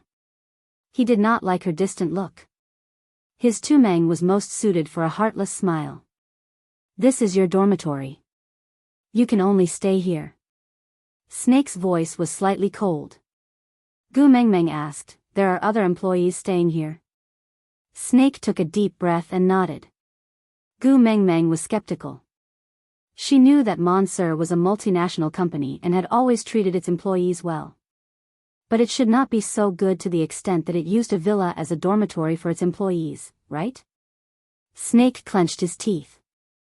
Page 7, paragraph 9, line 4, Gu Mengmeng's head went numb. She rushed in without another word. Evil capitalism. Using money to talk about this again. But what else could she do? She blamed herself for not reading the contract carefully when she signed it. She had been thinking that there was a free lunch falling from the sky. Who knew that it was a trap and a trap? She had sold herself out with her own hands. Who could she blame? She did not even have a place to stay now. Even eating was a problem. Where could she find the $450,000 to compensate Monsieur? Snake's expression was rather helpless. She had obediently given in and listened to him. But it was because of money and not because of him. If this girl really managed to gather enough money one day, would she throw the money away and leave without another word?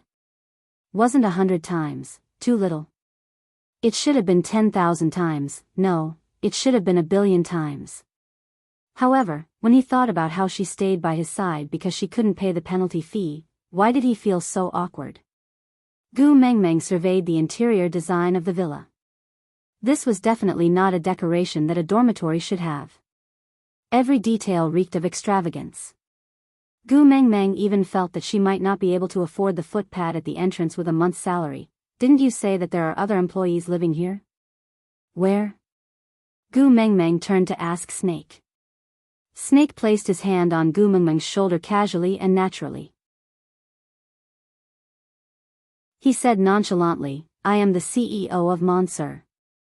Although I am the boss. I am also one of the employees. As if struck by lightning, Gu Mengmeng was petrified on the spot. Snake hugged her and walked in while he sat on the sofa. He pulled back his arm and Gu Mengmeng fell into his arms. This fall brought Gu Mengmeng back to her senses. She struggled to stand up and said, "Although I lack money, I reject all immoral transactions. If you insist on using the employment contract to sue me for breach of contract, then go ahead. I'd rather go to jail than sell myself."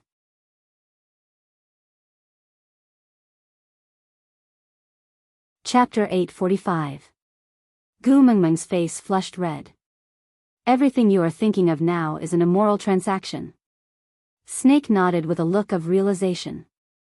Then, he said thoughtfully, "So cooking is an immoral transaction, so you are planning to take the salary of a special assistant without doing any work, right?" "Cooking?" Gu Mengmeng was stunned. Snake nodded. "What else did you think I was going to do?" Gu Mengmeng's face turned even redder. She really wanted to kill herself. Who was he? The great CEO of Monsieur. Not to mention how many socialites were trying to get close to him. Just based on how popular he was in S University, as long as he was willing to open one of his arms, the class bell, the school bell and the school bell who would pounce on him would break his bones. Why would such a person need to have unspoken rules with her? TSK, she was thinking too much. It was quite awkward to think too highly of one's feelings. But Gu Mengmeng was thick-skinned. She got used to it after being embarrassed for so long. Chuckling, Gu Mengmeng asked, "Then what do you want to eat, senior?" "I will make it for you." Snake used his chin to point at the open kitchen. "Anything. Eat whatever you have. I'm not picky." "All right." This was good news. Gu Mengmeng headed straight into the kitchen. She opened up the 3-door fridge one by one. It was filled with everything and they were arranged in an orderly manner. It was the kind of neatness that even an obsessive-compulsive person would find comforting. Gu Mengmeng took out the ingredients from the fridge and made a simple stir-fried asparagus, scrambled eggs and tomatoes. Then, she steamed a mandarin fish. Then, she made a bean sprout with soup. 3 dishes and 1 soup. Going to the countryside. After Gu Mengmeng finished setting the table, she took off her apron and put it away. When she returned to the table, she saw that Snake had already sat down quietly. He did not touch his chopsticks and just looked at her quietly. It was obvious that he was waiting for her to eat together. How long had it been since someone waited for her to eat together? Gu Mengmeng's heart was touched for some reason. Sitting opposite Snake, Gu Mengmeng picked up a piece of fish and placed it in his bowl. "Senior, try this fish and see if you like it." The corners of Snake's lips curved upwards gently as he said, "I like it." Then, he sent the fish into his mouth. Gu Mengmeng clicked her tongue and said, "You're just being perfunctory. You like it even before eating?" Snake fixed his gaze on Gu Mengmeng and said gently, "I like everything you give me." Gu Mengmeng choked on her rice and coughed violently. Her face flushed red, not knowing if it was because of her coughing or because she was shy. She waved her hands and said, "Let's eat, let's not talk while eating." Snake didn't say anything more and just started eating quietly. Not a single piece of leftover food was left. Gu Mengmeng was washing the dishes in the kitchen while Snake stood at the door and watched. A warmth and happiness that he had never felt before spread from his eyes. "Tu Meng, so this is how it feels to have you in my life. Even though it's only the first day, I seem to be addicted." Gu Mengmeng finished washing the dishes and wiped her hands dry. She turned around and was shocked to see Snake standing at the door. She asked, "Why are you standing here?" Snake held on to Gu Mengmeng's wrist and led her to the second floor. He pushed open the door to a room and said, "Here, your room."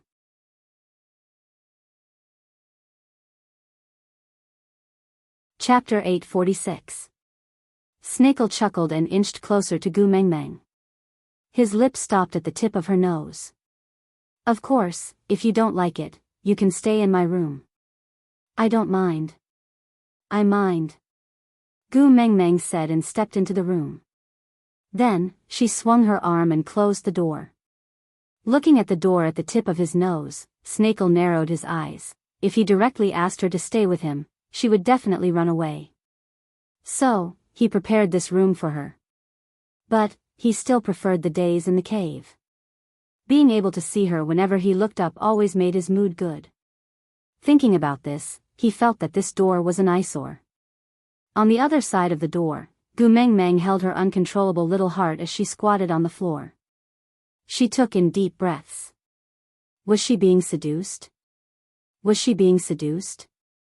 Gu Mengmeng rushed into the washroom and washed her face with cold water to cool down. She patted her face to wake herself up. Although there was no such thing as a match in this era, the gap between the two of them was as big as the Milky Way. In that case, they should not have any strange thoughts from the beginning. After all, it was not easy to be the cowherd and the weaving maid. Sitting back on the bed, Gu Mengmeng took out the 20-page employment contract from her backpack and started reading it carefully. Only then did she realize that other than the first 3 pages, which were normal rules and regulations, from the 4th page onwards, there were some strange contents. The more Gu Mengmeng read, the more her head hurt. She felt that she might not have signed an employment contract. This was a contract to sell her body. Gu Mengmeng felt that even the senior servants in the olden days had more rights than her. Take care of the CEO's 3 meals and daily necessities. Follow the CEO's wishes.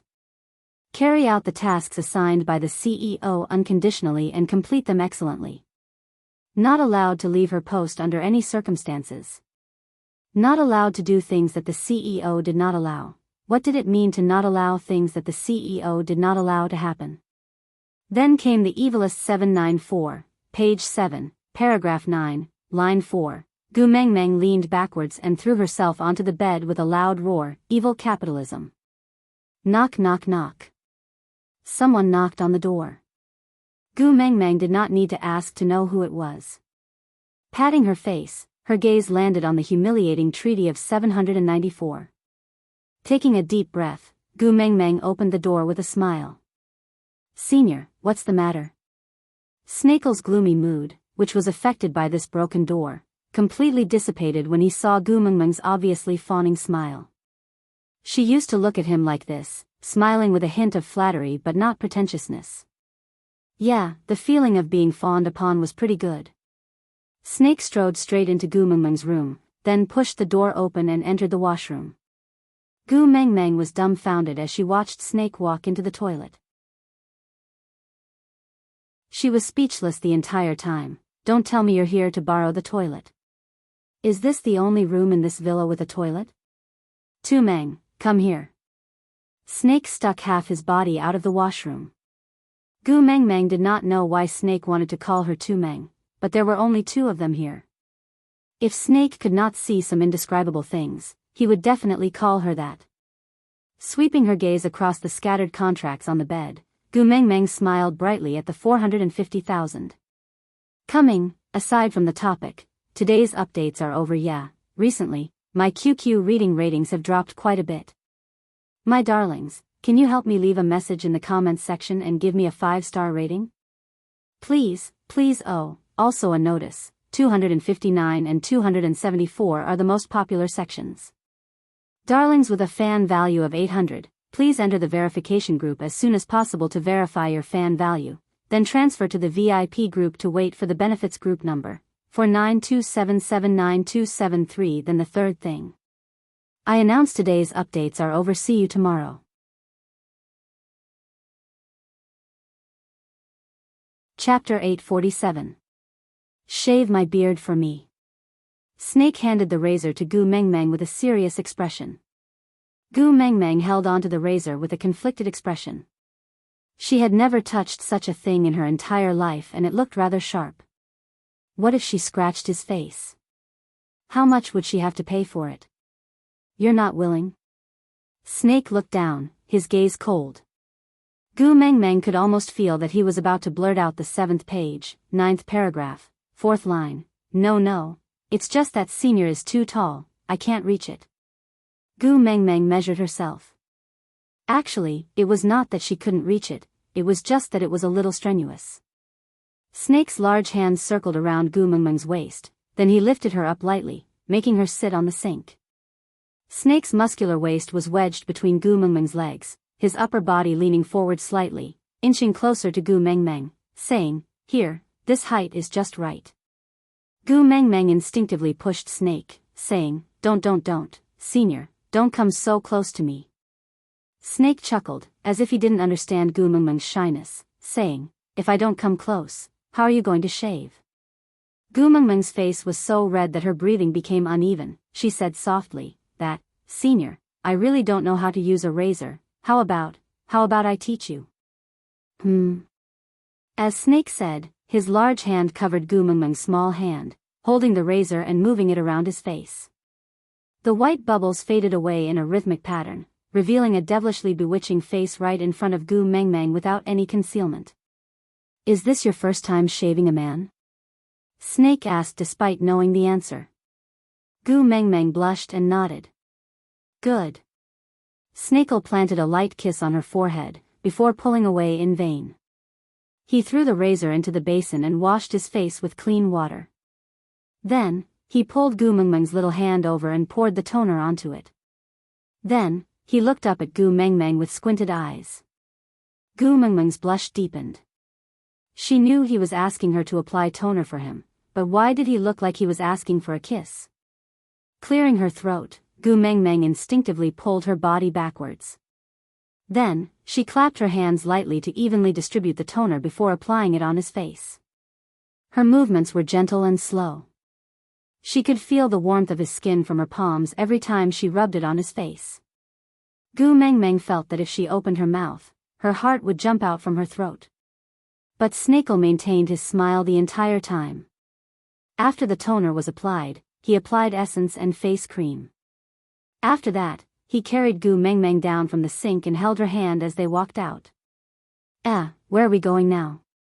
Gu Mengmeng stumbled behind Snake and asked. Snake chuckled. "I'll bring you to buy some clothes." "No need, I don't lack clothes." Snake stood still and turned around. He gently lifted Gu Mengmeng's chin and looked down at her, saying, "You lack the clothes I bought for you." Gu Mengmeng was stunned. Gu Mengmeng pressed the hand that was not being held onto her chest out of reflex. "Damn it. My young girl's heart." Gu Mengmeng's small actions pleased Snake. He loved every moment when her heart moved for him.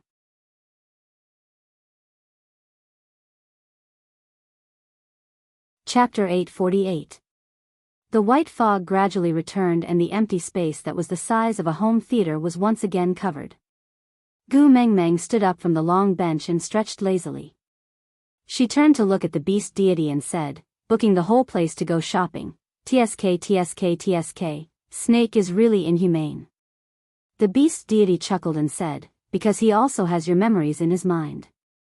He knows that you especially like to read those novels with domineering characters, so he recorded down every plot you liked and used the past 18 years to set them up one by one, waiting for you to realize all your dreams one by one after meeting you."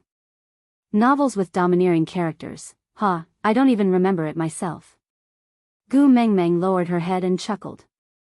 She was indeed a fan of novels in the past and often read all kinds of domineering novels during her free time. But after transmigrating to the beast world, she seemed to have never thought about the content and plot of those novels again. But Snake, who had merged with her memories, remembered every piece of information in her mind that even she herself had forgotten. To him, every second that he waited for her was a long torment. He had to do something related to her to calm his crazy thoughts, otherwise, there was a high possibility that he would rush into some hospital and kidnap some newborn baby girl. But in that case, he would only get a fake that looked exactly like Gu Mengmeng. A Gu Mengmeng without those memories was not the complete Gu Mengmeng. Gu Mengmeng did not continue asking about Snake, nor did she mention that Wabi-Ai wanted to send him to fight with Snake. She just rolled her eyes and asked another question. Stray beasts, do they still have a chance to mate? Wabi-Ai's expression changed. The beast deity also stood up and stood beside Gu Mengmeng, asking, "Are you referring to Elvis's parents?"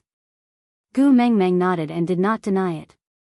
The beast deity's gaze carried a hint of probing as he asked, "You already know what they did to Elvis, but aren't you angry? You still want to help them?" Gu Mengmeng shook her head and said, "It's not that I'm not angry, it's just that compared to being angry, my heart aches more for my man.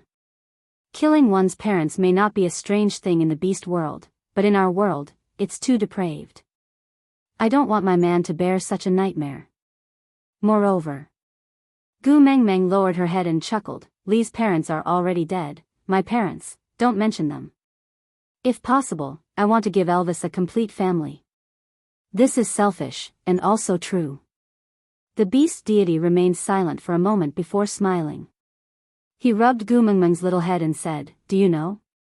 You're so different from Wang Xiaoxin." Gu Mengmeng had inherited Snake's memories from his father, so she had a certain level of understanding of Wang Xiaoxin's way of doing things. She was a stickler for iron-fisted policies, and she was very clear about rewards and punishments.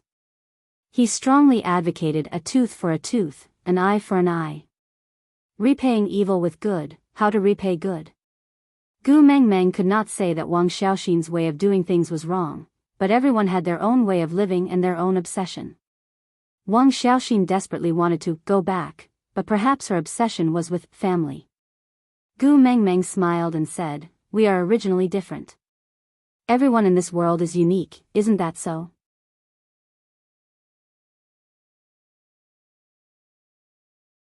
Chapter 849. The beast deity leaned close to Gu Mengmeng's ear and whispered the method to her. Gu Mengmeng nodded and turned to leave without saying a word. The beast deity stood behind her with a smile until she disappeared into the thick fog. He then said calmly, "Next time, remember to come back and watch television with me." Gu Mengmeng opened her eyes and was in a daze for a moment. She calmed herself down and realized that she had returned to her home in Saint Nazaire. Elvis and Leah were not around and the one guarding her was actually Wabi. This was very strange. With those two fellows' temperaments, how could they allow a single male to be alone with her? Frowning, Gu Mengmeng asked, "What happened?" Wabi looked away and instinctively avoided Gu Mengmeng's gaze. "Nothing." Gu Mengmeng chuckled. "My mental age is more than 200 years older than yours. You are still too young to lie to me." Wabi simply raised his head. "There are some things but I am not in the mood to tell you. Wait for your male to come back and ask him yourself." Gu Mengmeng was suddenly choked speechless. That's right, Wabi took good care of her. But she also knew that it was all because of Snake. Could the two of them even be considered friends? Wabi was neither Elvis nor Leah. He was not even anyone in the Saint Nazaire tribe. He indeed had no obligation to obey her. Perhaps it was because she had been the messenger of the beast deity for too long that she had gotten used to the feeling that everyone should listen to her? Gu Mengmeng suddenly realized that she had been tainted with the most despicable habit when she first came to the beast world. She lowered her eyes in deep thought. Wabi saw her like this but could not bring himself to be stubborn. He sat by the bed and said, "Hey, are you serious? So petty? You are like this just because I rebutted you?" Gu Mengmeng shook her head with a smile. "No, I just realized that I can't be a white lotus and am a little depressed." Wabi frowned in confusion. Gu Mengmeng said, "A white lotus that emerges from the mud without being tainted is one. But I rolled in the mud and am now covered in mud. Forget it, since I can't be a white lotus, I will pretend to be a lotus root." "What nonsense are you talking about?" Wabi snorted disdainfully, then shook his head in slight disdain. He did not continue the topic and only pretended to be nonchalant as he asked, "Did you ask about sending me to see Snake?" Gu Mengmeng thought about it. She did ask, but the beast deity refused to answer. If she couldn't do it, the beast deity would probably tell her that she couldn't. Therefore, he should be able to do it, but he needed some sort of opportunity. Since the time wasn't right, he couldn't reveal it, right? Gu Mengmeng took a deep breath and looked at Wabi's face. She nodded seriously. "I did, but when will you send me to see him?" Wabi's eyes lit up. All the lethargy from the past few days had been swept away and he was filled with excitement as though he had been injected with chicken blood. This made his earlier nonchalance look rather comical, but Gu Mengmeng had no intention of making fun of him. After all, how deep and urgent was her yearning for someone she had been with for more than 800 years? Shaking his head, he said, I can't reveal the secrets of the heavens, but there are always fortuitous encounters. Speak human language. Wabi-ai roared. Gu Mengmeng was taken aback by his roar. It seemed like no one had ever shouted at her like this ever since she transmigrated, not even the previous snake.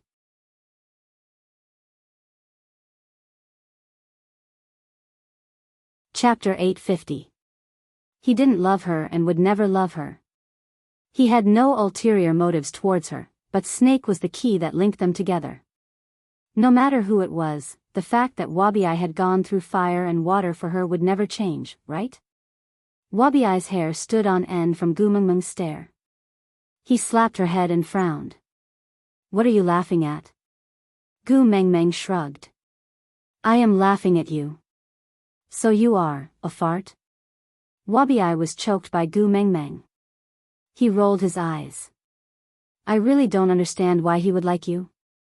His taste is really problematic. Gu Mengmeng lifted her chin. Your old partner is Ellie. I don't think your taste is any better than Snake's. Wabi-ai snorted in disdain. What partner? She is just a tool for me to level up. She has some use for me. I don't like her and it doesn't prove my taste. Gu Mengmeng gave him a, I don't believe you expression. Then tell me, what kind of females do you like? I will help you pimp one another day. Wabi-ai snorted. What do I like? Females are all troublesome. Don't do unnecessary things and hinder me from improving my skills. Gu Mengmeng laughed out loud. So you really like Snake? Wabi-ai was first taken aback. Then, he roared in anger. I treat you as a friend but you treat me as a pervert? Gu Mengmeng said with a serious face. You are not right to say that. You are discriminating. Everyone has the right to choose their own partner. Some people just happen to like someone of the same gender. How is that a pervert? Wabi-ai was taken aback by Gu Mengmeng's words. He was naturally no match for Gu Mengmeng in terms of eloquence. After a long while, he still couldn't come up with a proper reply. In the end, he just harumphed loudly. It seemed like he was really angry. Gu Mengmeng didn't continue to tease him. She just patted his shoulder. I really asked my father about sending you to meet him. But he didn't reply to me. It was obvious he wasn't willing to tell me. But don't worry, I will remember this. In the future, I will help you ask my father every time I go back. Maybe one day he'll be annoyed by my questions and tell me. Only then did Wabi-ai's expression lighten. He cleared his throat and said, If you annoy him, will there be trouble? Gu Mengmeng shrugged. Who knows? I don't know him that well, but I've never seen him lose his temper before. But at least he won't kill me. After all, he still wants me to watch TV with him. Wabi-ai nodded and said, I will remember this favor. Whether or not it succeeds, I will thank you. Gu Mengmeng placed a hand on Wabi-ai's shoulder and smiled. We are brothers, there's no need to thank me. Gu Mengmeng was now clear about her relationship with Wabi-ai and felt more comfortable interacting with him. But Wabi-ai was clearly not used to Gu Mengmeng's sudden change in style. He shifted his shoulders unnaturally and frowned when he saw that he couldn't shake off Gu Mengmeng's hand. Can you not touch me when you are talking? Seeing that Wabi-ai was about to dodge, Gu Mengmeng became even more playful. She grinned. Aya, what's wrong with a hug? You even hugged me at the bottom of the sea. What did I say?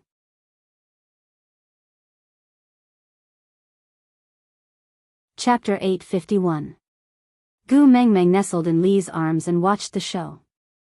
She asked Elvis to hit Wabi-ai's weak spot one moment and then asked Wabi-ai to sweep Elvis's lower body the next. She did not seem worried at all and looked more like she was watching a live WTO broadcast in the wilderness. Her playful manner did not seem like she had anything to do with Wabi-Ai at all. As a result, Elvis and Wabi-Ai's fight turned into an exhibition match. Winning or losing was not important as long as it was exciting enough. Gu Mengmeng cheered as she watched, while Elvis and Wabi-Ai ended up laughing. The two of them stopped fighting in unison. They were both injured but not fatal. The two of them walked towards Gu Mengmeng, as if they were not the ones fighting with their lives just now. Leah handed Gu Mengmeng over to Elvis and went out to cook. Wabi-Ai took a deep breath and said, "I am going back to the Snake King Valley." Gu Mengmeng nodded and replied, Wabi-Ai kept his usual joking manner and turned to look at Gu Mengmeng. "It will be winter after the rainy season. I have to wait until the next big rainy season before I can come out of the Snake King Valley. So, you better be quiet this winter and don't cause any trouble. If anyone comes looking for trouble, just bear with it. Next year's rainy season, I will kill my way back with you." Parting between friends would always bring with it a sense of sadness. She did not feel it in the past, but after this trip to the deep sea together and spending so much time together, she was used to this fool's simple and violent way of getting along. She felt a little reluctant to part with him all of a sudden. Actually, it was just one winter and it was not like they were going to part forever. But she just felt a little sad. Gu Mengmeng sniffled and suppressed her emotions. She gave a heartless smile and slapped Wabi-Ai's shoulder, almost breaking his bones. She laughed. "That's not possible. I am so powerful now. If someone bullies me, I will usually fight them back on the spot. Waiting for you, TSK, I can't afford to wait." Wabi-Ai also laughed. "You are too disloyal. Can't you wait for me when there is something fun to do? I've been fighting Snake for the past 800 years, and now that I've finally discovered that there's a group battle, you didn't even wait for me." Gu Mengmeng laughed out loud. She draped an arm over Wabi-Ai's shoulder and smiled roguishly. "It's fine. If you are bored during the rainy season next year, I will let Elvis fight with you. If that doesn't work, I am still around. I promise I will slap you so hard that even your mother won't be able to recognize you." Wabi-Ai was incensed. He jumped up and pointed at Gu Mengmeng's nose. "I am going back to recuperate this year. Who knows who will be the one to beat up next year's rainy season?" Gu Mengmeng raised her eyebrows and said, "All right, then you better fatten up well so that I won't have a bad feel next year." Wabi-Ai stiffened his neck. "You too." With that, Wabi-Ai walked out of the cave without turning back, disappearing from Gu Mengmeng's line of sight. Gu Mengmeng thought that she would shed a tear or two to act pretentious, but she did not. Perhaps Snake's memory had an effect on her emotions? This was the first time Gu Mengmeng felt the separation between men. So this was how it felt. Feeling but not hurt. If there was wine, she should toast him.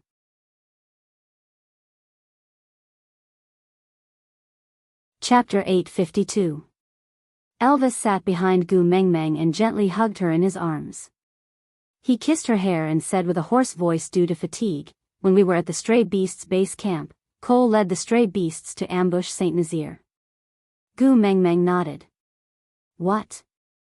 Gu Mengmeng immediately sat up straight and turned to look at Elvis, asking, "What about the casualties?" Elvis shook his head and hugged Gu Mengmeng back into his arms, saying, "They did not linger to fight and their goal was not to kill, so they only clashed with a few tribesmen they met by accident. But strangely, they did not kill them and just ran away after beating them to the ground. So no tribesmen died and Leah has already taken care of the few injured. They will recover in a few days." Ran away after beating them? This was not the usual style of the Stray Beasts. Didn't they all fight to the death? If the sneak attack was not to kill, then it was to steal? But what was there in the tribe that was worth stealing? Gu Mengmeng frowned and her entire body tensed up instinctively. People. They came to steal people. Gu Mengmeng clenched her fists and said in a voice that was trembling with anger, "Who is missing from the tribe?"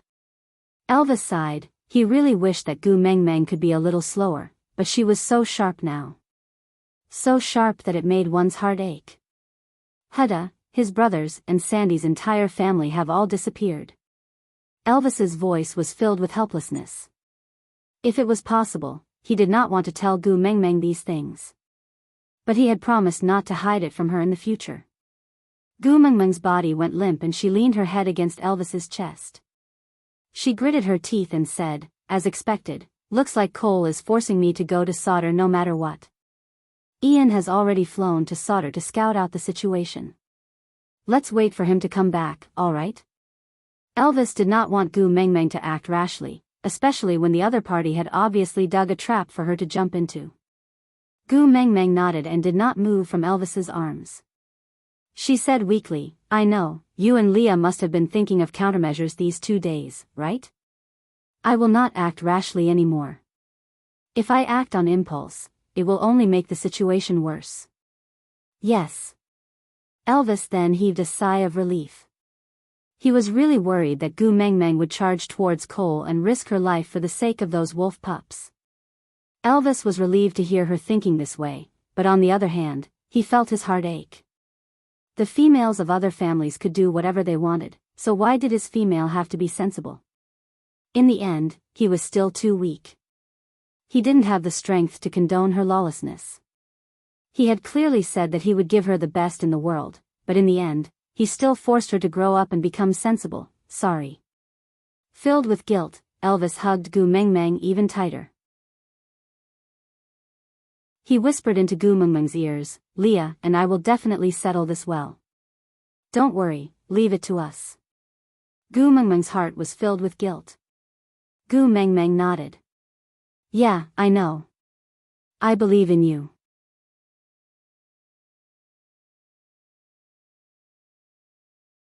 Chapter 853. For the next 3 days, Gu Mengmeng behaved very calmly. She knew that Leah and Elvis were extremely busy, making all the necessary preparations. There was not much time left until the rainy season. With last year's experience, the people in the tribe had already started to stock up on food for the winter. The 16 valued females had just joined the family this year, so the old members of Saint Nazir taught them how to stock up on food and how to identify the vegetables that could be stored. The tribe was in full swing, and as the witch doctor, Leah was naturally the first to bear the brunt of it. Meanwhile, Elvis was responsible for staying at home to take care of Gu Mengmeng. These 3 days, she did not sleep well. Every night, she would frown and talk in her sleep, but it was a pity that she was calling out the names of other males. For example, Hada, Qi Xian, etc. She was very quiet, so quiet that it made one's heart ache. Elvis knew very well that this silence was due to her forceful suppression of her uneasiness. She did not want to add to their troubles, so she endured the torment alone. They could not bring Gu Mengmeng over when they were defenseless against Sauter, so they had to wait for Ian to bring news back from Sauter before they could adjust their plans and bring Gu Mengmeng over. But before that, what should he do to make Gu Mengmeng feel better? Early in the morning, Gu Mengmeng was still lying on the bed in a daze when she heard Elvis and Leah whispering something. Her eyelids were too heavy, so Gu Mengmeng did not open her eyes. She just tilted her ears and listened carefully. "Are you sure it's like this?" Leah was puzzled. Elvis's voice was not loud, but he said with certainty, "Yeah, I've seen it before, it's like this." Lee's voice was a little hesitant. "It looks weird." Elvis was silent for a moment, then said, "Maybe, we don't understand." Gu Mengmeng listened for a long time, but still did not know what they were talking about. Her mind was already clear, so she could not fall asleep. Gu Mengmeng propped herself up and rubbed her eyes, looking at Elvis and Leah. Gu Mengmeng, after 3 seconds of silence, Gu Mengmeng suddenly burst out into earth-shattering laughter. Ha ha ha ha ha. Elvis and Leah looked at each other, the atmosphere rather awkward. They did this to make her happier, but she was clearly laughing, but why did they feel that something was off? Gu Mengmeng looked at her bikini top half on Leah and the bottom half on Elvis. Her face was flushed from all the laughter.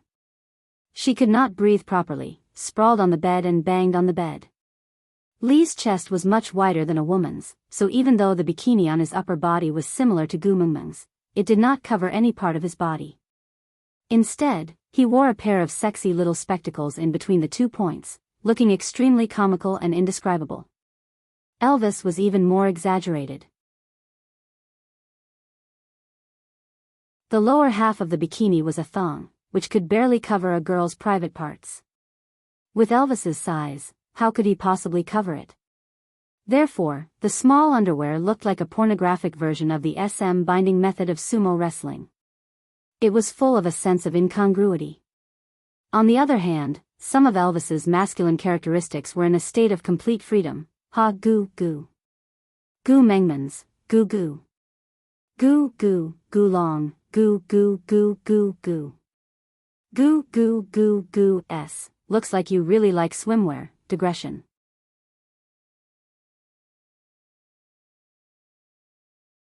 Chapter 854. Leah pinched the bridge of his nose and placed one hand on Elvis's shoulder, saying, "It doesn't look like she likes it no matter how I look at it. Let's change out of these clothes first, or else she will really suffocate from laughing." Elvis nodded and placed Gu Meng Meng, who was laughing so hard that it was vibrating, beside the bed. Then, he and Leah went to the side to take off the bikini and change back into their own beastskin dress. When they returned, Gu Meng Meng was still laughing. Forgive her, she really could not control her prehistoric energy anymore. For the entire afternoon, the sky above St. Nazaire was filled with strange and explosive laughter. Elvis and Leah held their foreheads helplessly, but they could not do anything about Gu Meng Meng's way of laughing. They could not go up to comfort her, because Gu Meng Meng would laugh even harder every time she saw their faces. Until she laughed until she lost all her energy, Gu Meng Meng leaned against the bed weakly and twitched, barely stopping her laughter. Elvis's heart ached for her, laughing so hard that she could not stop. He wanted to make her happier, but he was especially uncertain now. Did he succeed? He hugged Gu Meng Meng in his arms and stroked her back gently, saying, "I saw that you have been feeling uneasy these few days, so I wanted to make you happy. I remember you said previously that you admired that swimsuit Prince Charming, saying that you would forget all your troubles when you see him, and admire the way he focuses and works hard on his target." Kissing Gu Meng Meng's brows, Elvis's blue eyes were filled with deep affection. With a self-deprecating smile, he chuckled, "Can't I do it if it's not him? Xiao Meng, I suddenly feel jealous." Huh. To be honest, Gu Meng Meng's heart was extremely sensitive after being pinched by Elvis like this. She did not believe that Elvis did not know how comical, funny, and embarrassing he looked in that swimsuit. But in order to please her, he swallowed all the shame and wore the strange clothes. Did she trample on his feelings when she laughed like that just now? Was he hurt? Gu Meng Meng hugged Elvis back gently and rubbed her little face against his chest. She wanted to explain, but she heard Elvis's low and hoarse voice coming from above her head. "There's a male in your heart that I have never seen before and can't imagine, even though I know that both of you are separated by a world and he can't snatch you away from me." But I still panicked. "Xiao Meng, tell me, what can I do to surpass him and become the person you admire the most in your heart?" Gu Meng Meng looked up and kissed Elvis's chin. She smiled gently and said, "I have not admired him for a long time. From the moment you stretched out your hand towards me in the lake, you became my Prince Charming. But, you were smiling like that just now." Elvis's tone was slightly bitter, with a tinge of helplessness. Gu Meng Meng laughed and said, "Sorry, I laughed too much."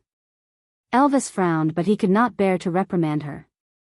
He only said, "Compared to him in a swimsuit, Leah and I are still too far apart, isn't it?" Gu Meng Meng shook her head and said, "I laughed because you guys were wearing female swimsuits, not because you guys are worse than him." Elvis raised his brows and his eyes shone. He asked, "So, the problem is with the clothes and not me?" You're tuning into the Romantic Tales YouTube channel. Don't forget to subscribe and join us on this journey to catch the most captivating stories.